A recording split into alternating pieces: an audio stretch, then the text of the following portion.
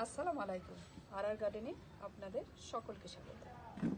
Nursery থেকে কোনো ফলধরা গাছ নিয়ে এসে কীভাবে তার পটিং মিক্সচার তৈরি করবেন, তাহলে গাছটা প্রপার খাবার পাবে, সেই ভিডিওটাই আজকে আপনাদের কাছে শেয়ার করতে যাচ্ছি। আমরা নার্সারি থেকে অনেক সময় ফুল ফল ধরা গাছ নিয়ে আসি, আর সেটা কী ধরনের মাটিতে লাগাবো সেটা বুঝতে পারি না।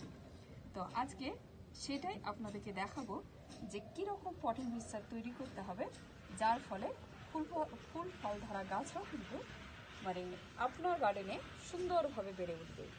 তো এইরকমই আমি একটা গাছ নিয়ে এসেছি। এই গাছটা, এটা হচ্ছে বোম্বাই লঙ্কার গাছ। এই লঙ্কা প্রচুর ধরে আছে, দেখতে পাচ্ছেন। তো এই লঙ্কার গাছটা আমি এবার লাগাবো বাড়িতে টবে। তো এখন এর জন্য কি ধরনের মাটি আর কি দিলে পরে এই গাছটার যে ফলগুলো আছে সেটাও বড় হবে, আর গাছটা যাতে বুঝতেই পারবে না যে সে অন্য কোথাও ছিল। আপনার টবে এমনভাবে আপনি মাটি তৈরি করে রাখবেন যার ফলে গাছটা কিন্তু একেবারে প্রপার খাবার পাবে, এবং সেই খাবারটা পেয়েই কিন্তু এই ফলগুলো তো বড়ই হবে, তার সাথে কিন্তু আবারও ফুল আসবে, আবারও ফল দেবে। তো সেই ধরনের মাটি চলুন আজকে তৈরি করে ফেলি। তো এই জন্য আমি মাটি তৈরি করব একটু অন্যরকম ভাবে। তো এখানে তো আমি গার্ডেন সয়েল নিয়েছি। এই গার্ডেন সয়েলের সাথে কিন্তু 50-50 পরিমাণ ভার্মি কম্পোস্ট সার মেশানো আছে। 50% গার্ডেন সয়েল, 50% ভার্মি কম্পোস্ট। আর তার সাথে আমি দেবো কোকোপিট, এখানে আছে শিংকুচি, এটা এপসাম সল্ট, এটা হাড়ের গুঁড়ো, এটা লাল পটাশ, আর এটা হচ্ছে খোলের গুঁড়ো। তো এই খাবারগুলো আমি কেন দিচ্ছি? কারণ এই গাছটাই আমি নিয়ে এসেছি ফুল ফল ধরা গাছ। এই ফুল ফল ধরা গাছে আপনাকে পটিং মিক্সচার তৈরি করতে হলে গ্রোথ তো তার বাড়াতে হবে, এরকম খাবারও দিতে হবে, আর তার সাথে ফুল ফল ধরে থাকবে, এবং তার আবার আপনাকে নেক্সট প্রচুর পরিমাণে ফুল ফল দেবে। তার জন্য কিন্তু এই খাবারগুলো দিতেই হবে।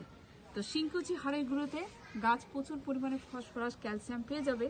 আর শিংকুচি হাড়ের গুঁড়ো যদি আপনাদের কাছে না থাকে, তবে আপনারা ডিমের খোসা গুঁড়ো করে ওই খোলকটা আগে রোদে শুকিয়ে নেবেন, তারপরে গুঁড়ো করে মিক্স করবেন। আর এপসাম সল্টটা হচ্ছে ম্যাগনেসিয়াম সল্ট, আর ফল ধরা গাছে ম্যাগনেসিয়ামের প্রচুর দরকার। তো ম্যাগনেসিয়াম সল্ট সেই জন্য আমি ইউজ করছি। এটা নিয়েছি 1 টিস্পুন, একটা ঠিক 8-10 ইঞ্চির টবের জন্য এটাই যথেষ্ট। আর এখানে নিয়েছি পটাশ, এই সময় পটাশটা খুব দরকার, যেহেতু আমি এটা ফল ধরা গাছ নিয়ে এসেছি।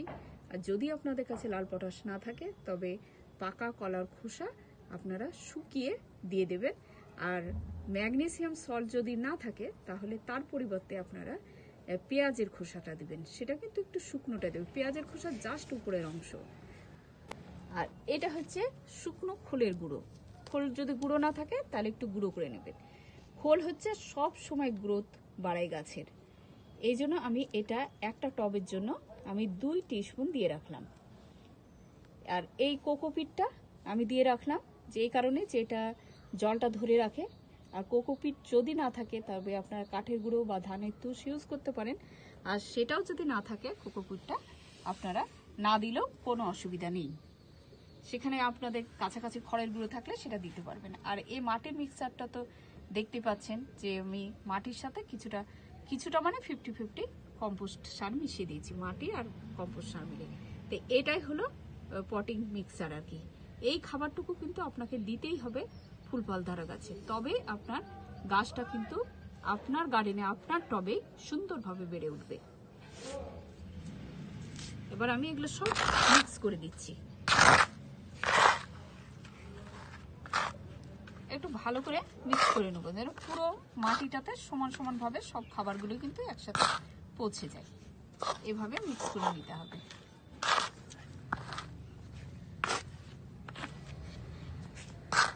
মিশিয়ে নিয়েছি, মিক্সচারটা রেডি হয়ে গেছে। আর টব নিয়েছি, এটা 7 থেকে 8 ইঞ্চির টব হলেই যথেষ্ট। এর থেকে বড় টব আপনারা কিন্তু ব্যবহার করবেন না, এটার জন্য এটাই যথেষ্ট। আর এখানে 4টে ফুটো আছে, আর তো ড্রেনেজটা আমি ঠিকঠাক করে নিলাম। এবারে মিক্সচারটা দিয়ে দেব।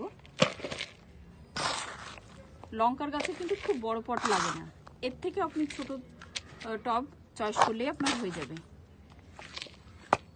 খুব বড় টবের দরকার নেই। এবার গাছটা আমি দিয়ে দেবো, তারপরে আবার সয়েলটা দেব।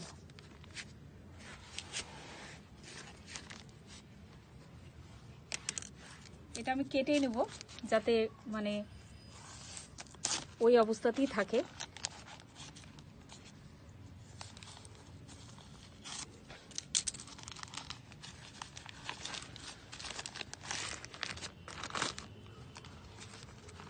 যে দেখেছেন তো শেকড় কিরকম, এর বসিয়ে দিব। তো এবার ঠিকঠাক খাবার দিলে কিন্তু খাবারটা পেয়ে যাবে। গাছটা বসানো হয়ে গেল, এবার মাটি দিয়ে আমি ভর্তি করে দিচ্ছি। তো এই গাছটাতে কিন্তু আর খাবার লাগবে না, এখন গাছটা পুরোটা সেট হয়ে যাবে, দেখবেন নতুন কুশি ছেড়ে দিয়েছে, তারপরে খাবার দিতে হবে, তাছাড়া কিন্তু আর খাবার দেওয়ার দরকার নেই।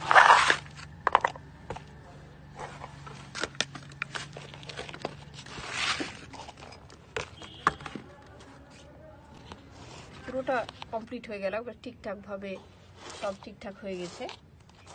এবার আমি একটু জল দিয়ে রেখে দেবো, আর কিচ্ছু করব না। আর খাবার কিন্তু আর লাগবে না, যথেষ্ট পরিমাণে খাবার দিয়ে রেখে দিয়েছি, খাবার লাগবে না। যখন লাগবে তখন দেবো, দেখবেন নতুন কুশি ছেড়ে দিয়েছে তখন খাবার দেবো, আদারওয়াইজ এখন আর কোনো খাবার দেবো না। তো নেক্সট ভিডিওতে আমি এর যত্নটাও আপনাদের কাছে শেয়ার করব। তো এইভাবে আপনারা নার্সারি থেকে ফুল ফল ধরা গাছ নিয়ে এসে পটিং মিক্সচার তৈরি করে ফেলুন, আর এইভাবেই লাগিয়ে ফেলুন। এখানেই শেষ করছি। সুস্থ থাকুন, ভালো থাকুন। পরবর্তী ভিডিওতে আবার আপনাদের সাথে দেখা হয়ে যাবে ইনশাআল্লাহ।